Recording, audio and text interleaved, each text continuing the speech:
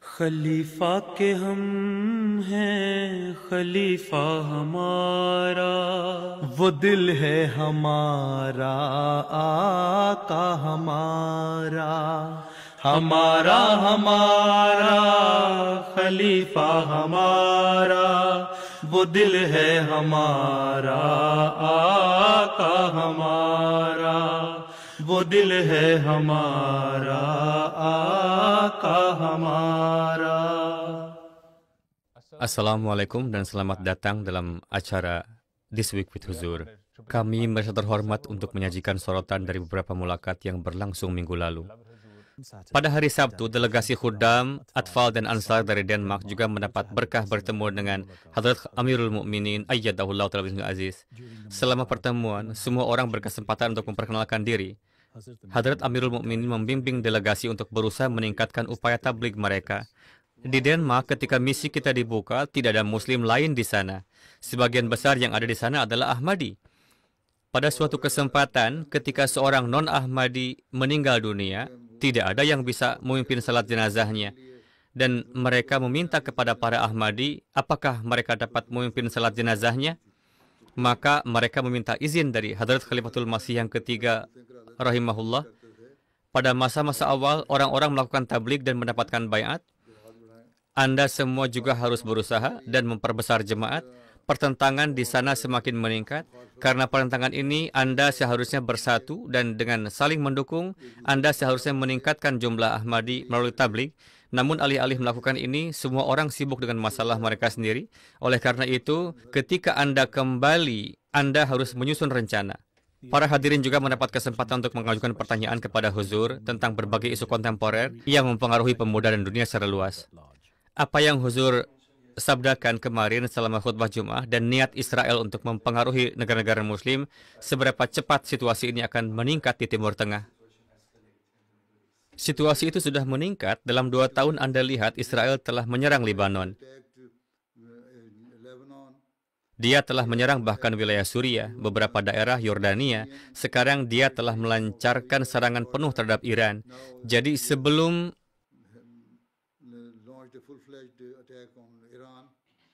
Anda bersatu bersama, semua negara Muslim bersatu bersama dan melakukan upaya bersama, setidaknya mereka menunjukkan kekuatan mereka. Hanya memberikan pernyataan bahwa apa yang dilakukan Israel tidak baik oleh pangeran atau raja Saudi atau oleh presiden Yordania atau emir Qatar atau presiden atau perdana menteri negara Muslim lainnya, ini tidak cukup. Jadi, Anda harus jujur untuk diri sendiri, untuk negara kalian, untuk keyakinan kalian. Oke? Jazakallah Huzur. Masya Allah, Huzur memiliki begitu banyak pengetahuan. Bagaimana Huzur memperolehnya? Saya tidak memiliki pengetahuan. Siapa yang mengatakan ini? Saya hanya membaca koran dan memberitahu Anda berita. Selain itu, saya tidak memiliki pengetahuan apapun. Saya memiliki beberapa pengetahuan dasar dan jika Anda juga membaca, Anda akan dapat memperolehnya juga. Oke? Assalamualaikum. Itu saja? Oke, Allah Hafiz. Silahkan duduk. Pada hari Minggu, Amilah Nasional Majelis Ansarullah Belanda dan Zuama Majalis mendapat berkah dapat bermulakat dengan Hadrat Amirul Mukminin. Selama mulakat, semua peserta memiliki kesempatan untuk memperkenalkan diri dan peran mereka masing-masing serta meminta bimbingan Huzur. Para peserta juga memiliki kesempatan untuk mengajukan pertanyaan terkait tanggung jawab mereka. Ada beberapa ansar yang termasuk dalam tajni, tetapi terkait anggaran, mereka tidak memberikan kontribusi apapun. Mereka termasuk ansar yang tidak kooperatif dan ansar yang tidak ingin tetap berhubungan. Mereka juga termasuk ansar yang tinggal di kamp suaka dan tidak memiliki penghasilan. Saya meminta bimbingan Huzur mengenai ansar seperti itu. Mereka adalah bagian dari tajnid Anda? Ya Huzur, siapapun yang menyatakan dirinya sebagai Ahmadi akan menjadi bagian dari tajnid Anda. Majelis Ansarullah dibuat untuk tarbiyat mereka. Jelaskan kepada mereka pentingnya pengorbanan harta. Jika mereka memiliki penghasilan, maka mereka harus memberikan kontribusi finansial. Jika mereka tidak berpenghasilan, maka mereka harus meminta dispensasi dan menginformasikan bahwa mereka tidak memiliki penghasilan atau bahwa penghasilan mereka sangat kecil sehingga mereka hampir tidak bisa bertahan hidup dan karenanya tidak dapat memberikan canda. Bagaimanapun juga, mereka akan tetap menjadi bagian dari tajnid karena mereka adalah bagian dari Ansarullah. Namun mereka tidak dapat menjadi pengurus karena tidak memberikan canda. Selain itu, Anda harus memperhatikan tarbiyat mereka. Inilah alasan utama badan-badan ini dibentuk untuk melatih semua orang dan meningkatkan standar rohani, intelektual, dan tarbiyat mereka. Inilah mengapa organisasi ini didirikan. Tidak bisa begitu saja jika seorang tidak aktif lalu kita mengeluarkan mereka. Kita bukan diktator. Kita harus memperhatikan tarbiyat mereka. Perhatikan tarbiyat mereka dan dekati mereka dengan kasih sayang. Bantu mereka menyadari jika mereka memiliki kebutuhan tertentu yang perlu Anda penuhi dan mereka benar-benar dalam keadaan miskin sampai-sampai mereka tidak dapat memberikan kontribusi harta atau bahkan makan, maka Anda harus menyediakan makanan untuk mereka. Inilah tugas Anda. Ini adalah tanggung jawab utama Departemen ISAR. Kedua, mengenai mereka yang tinggal di kamp pengungsian, umumnya jika administrasi didekati, maka mereka dapat memberikan izin selama 1 atau 2 jam pada hari Jumat agar mereka dapat menunaikan salat Jumat di pusat salat mereka. Mereka harus memiliki tingkat dasar tarbiyat ini dan Anda harus mendekatkan mereka dengan diri Anda sehingga mereka datang untuk menunaikan salat Jumat. Ketika mereka datang untuk menunaikan salat Jumat, maka Anda secara bertahap akan mengembangkan hubungan dengan mereka. Untuk mereka yang berpenghasilan sedikit, saya sudah sampaikan bahwa jika mereka tidak dapat memberikan canda, maka mereka dapat meminta dispensasi. Huzur, ketika kami mengontak beberapa ansar, mereka tidak kooperatif. Masalahnya, Anda menghubungi mereka untuk mengumpulkan canda. Pernahkah Anda menghubungi mereka untuk mengatakan kami datang untuk melihat bagaimana keadaan Anda? Apakah Departemen ISAR telah membentuk tim yang membuat daftar orang-orang yang relatif lebih lemah dan membutuhkan bantuan dalam bentuk apapun? Atau mereka mungkin lemah dalam arti spiritual sedangkan mereka sebenarnya berkecukupan?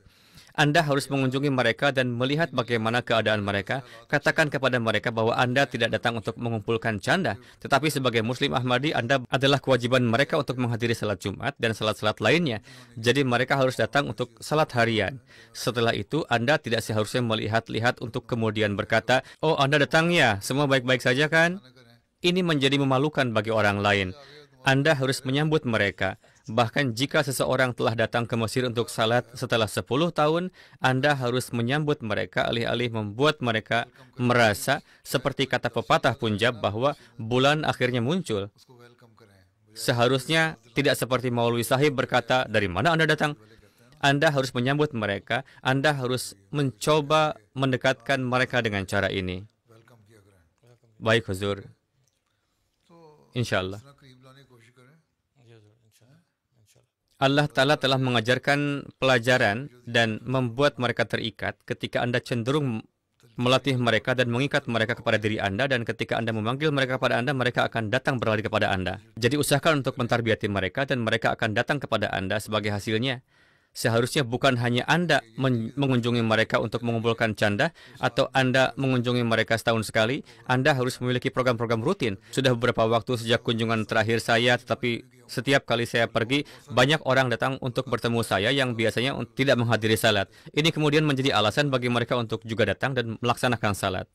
Ini berarti Anda menyadari bahwa mereka adalah Ahmadi dan mereka terhubung dengan jemaat. Karena itulah administrasi Anda menjadwalkan mulakat mereka dengan saya. Adalah tugas Anda untuk membawa kembali mereka yang telah menjauh, sehingga kita dapat menjaga generasi-generasi berikutnya.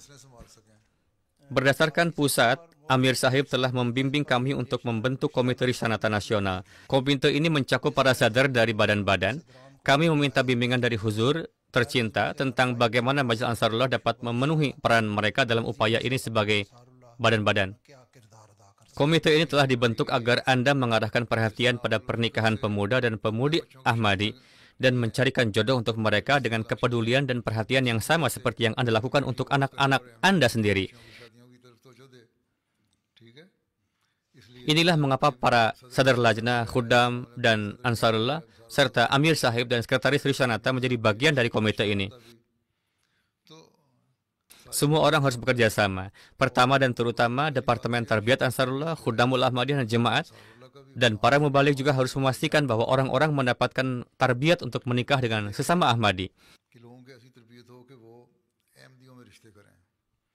Selain itu, Anda harus memastikan bahwa para Ahmadi mencari jodoh yang saleh.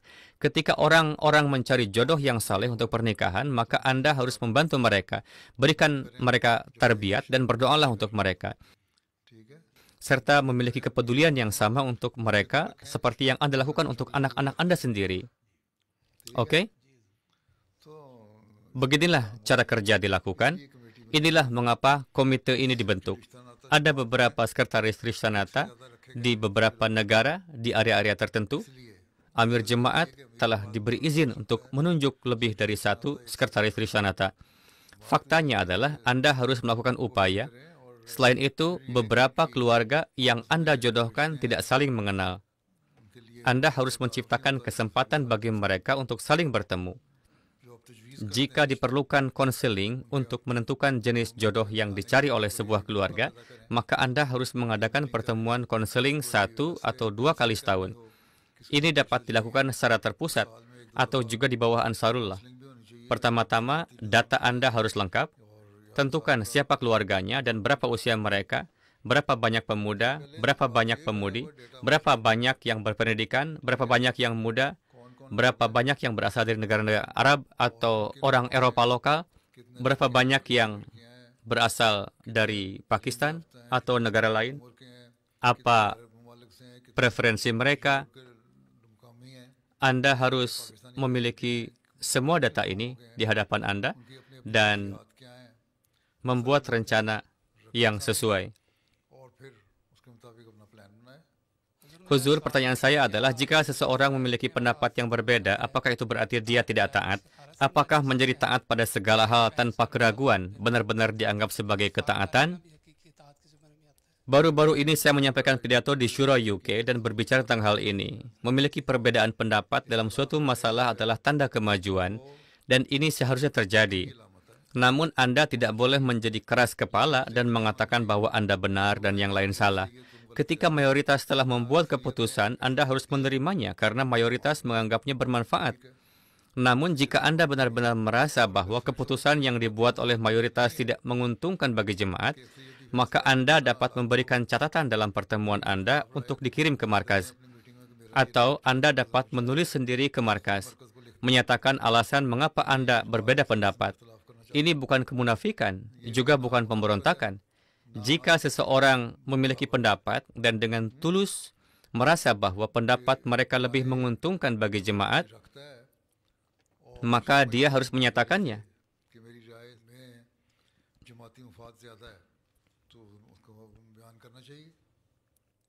Penanya menyebutkan bahwa ketika keputusan sedang dibuat dan mereka memiliki kesempatan untuk mengungkapkan pendapat mereka, beberapa orang tidak memanfaatkan kesempatan untuk menyuarakan pandangan mereka. Padahal setelah keputusan dibuat, mereka mengatakan bahwa seharusnya dilakukan dengan cara yang berbeda. Ini adalah kemunafikan. Jika seorang memiliki pendapat, maka kejujuran menuntut mereka untuk mengungkapkannya secara terbuka. Iya kan? Dan untuk administrasi yang seharusnya mendengarkan, adalah tanggung jawab mereka untuk mendengarkan pendapat yang berbeda dengan kesabaran, keteguhan, dan toleransi. Dengarkanlah pidato syura saya dan juga apa yang telah saya katakan setelahnya. Saya telah mengatakan ini berkali-kali, baik kepada para pengurus maupun kepada yang lain. Tidak ada salahnya memiliki perbedaan pendapat, tetapi bersikeras bahwa hanya Anda yang benar, disitulah masalahnya. Jika Anda begitu keras kepala, maka tulislah ke markas. Keputusan apapun yang diberikan oleh markas atau khalifah pada masa itu harus diterima. Huzur tercinta, apa cara terbaik bagi anggota muda Majelis Ansarullah untuk sepenuhnya menjadi bagian dari organisasi? Huzur tercinta, mohon berikan beberapa petunjuk kepada kami. Anda adalah Ansar dan juga muda, ini adalah dua aspek. Ya, Anda bisa mengatakan, seperti yang pernah dijelaskan oleh Hadrat Khalifatul Masih yang ketiga, rahimahullah, pemuda di antara para sesepuh, yaitu Safedom, dan Anda dapat menyebut diri Anda seperti itu. Untuk menjadi bagian yang tepat dari Ansarullah, ada program yang telah ditentukan, rencana khusus. Ini telah dipercayakan kepada Naib Sadar Ansarullah untuk Safedom. Program ini mencakup kegiatan seperti olahraga, bersepeda, dan inisiatif lainnya. Anggota-anggota ini harus terlibat secara aktif dalam program-program tersebut. Mereka adalah bagian dari program keseluruhan Majelis Ansarullah, dan selain itu, mereka juga memiliki program khusus mereka sendiri. Jadi Anda harus mendekatkan mereka dengan organisasi. Katakan kepada mereka, sekarang Anda telah berusia 40 tahun, Anda telah masuki Ansarullah, tapi jangan berpikir bahwa masuki Ansarullah berarti Anda sekarang bisa menjadi tidak aktif. Sebaliknya, Anda harus tetap sama aktifnya seperti saat Anda berada di Khudamul Ahmadiyah. Hadrat Muslim Maud radhiyallahu anhum pernah mengatakan, saya tidak mengerti bagaimana seorang yang sangat aktif sebagai khadim, tiba-tiba menjadi malas begitu mereka memasuki Ansarullah. Apa alasannya? Jadi jelaskan kepada mereka, Anda tidak boleh menjadi malas. Anda memiliki tanggung jawab baru sekarang, dan karena Anda sekarang berusia lebih dari 40 tahun, hubungan Anda dengan Allah Ta'ala harus semakin kuat. Anda juga harus bekerja untuk meningkatkan kondisi spiritual Anda. Jika Anda melaksanakan jenis tarbiyat ini dengan benar, individu ini tersebut akan tetap terikat dengan Anda. Jazakallah huzur.